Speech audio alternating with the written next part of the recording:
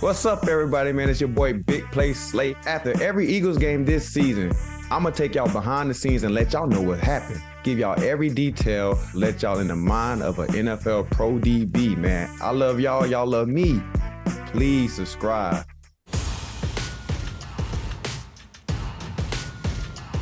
Okay, the me and Jet battle, man.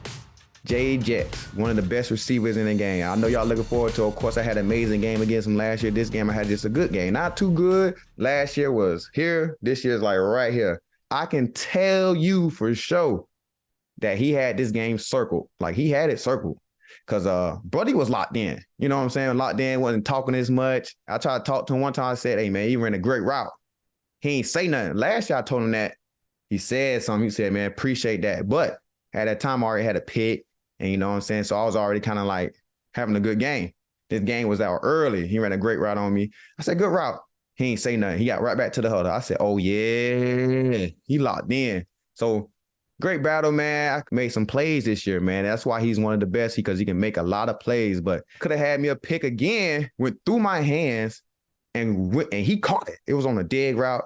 When I say that was an amazing catch by him, man, dude was amazing, man. Like, I'm like, talented dude, man.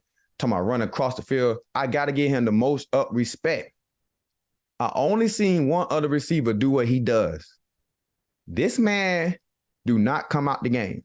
And only but one other receiver that never came out the game when I guarded him was Antonio Brown. So you usually have guys that play receiver. If they're the best ones, sometimes they get out on run plays. Not these two guys. He got to be in the best shape in his world to still be out here every play and still out here still run great routes. You know what I'm saying? Usually, some of the best receivers, they'll put a guy in that's a good blocker, put him out there, run a go ball, get the DB tired for about 3 plays, bring in the best receiver that you're already traveling with, come out there, give him his best route while you already tired, and he done gassed up and put in water. But Jet and Antonio Brown, they're the only 2 guys I never seen do that. They don't come out. So I got to commend them, man. Back to the matchup. Man, the man was making crazy plays, crazy catches.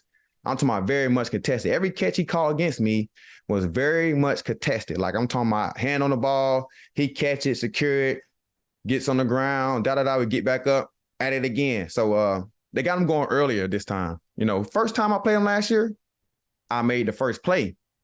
You know what I'm saying? This year, he made the first play, you know, running the over route. So they tried to get him going early. Then they came back to him on a little stop, little hitch route, little now route. We call it a little now route. Just catch it, throw it to him, try to make me miss. Came down there, made a tackle. Boom. You know what I'm saying? No game. So now the game back flowing again. Now they're like, okay, we got him going again. Get his hands going, get his mind going. So they did a great job too with moving him around, you know, because that's what makes him so great, man. He can play outside, slot. He can line up in the backfield. He can do whatever he want to do, you know, because that offense is built around him.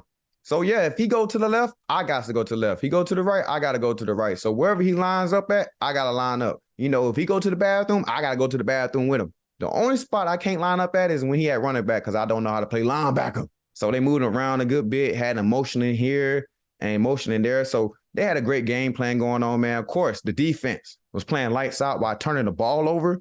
And, you know, but other than that, man, I gave him a great game, man. Solid game, man. Like, he very much solid. I think he had like 150 yards. We got to do better in the secondary to like contain him more. But, man, he had a great game. But, you know, we came out with the dub, man.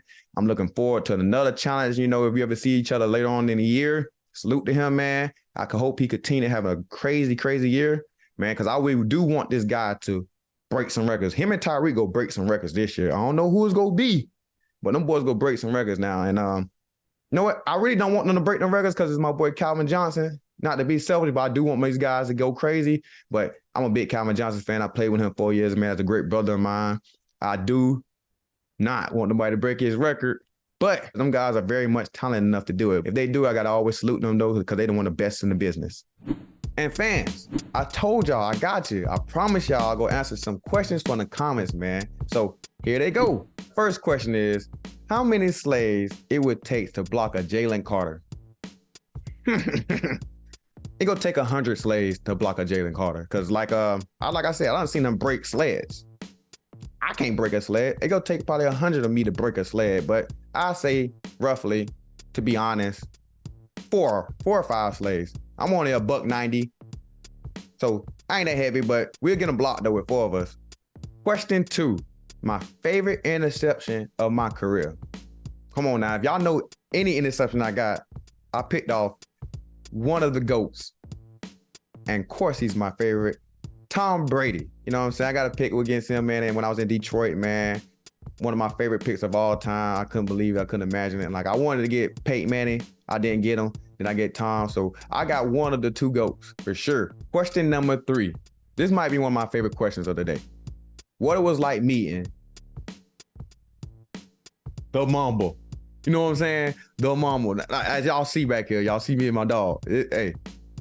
But look, rest in peace to my dog, man. That's one of my favorite players, my most inspiring dude ever. But meeting him was amazing, man. Like, I'm going to give y'all detail from detail.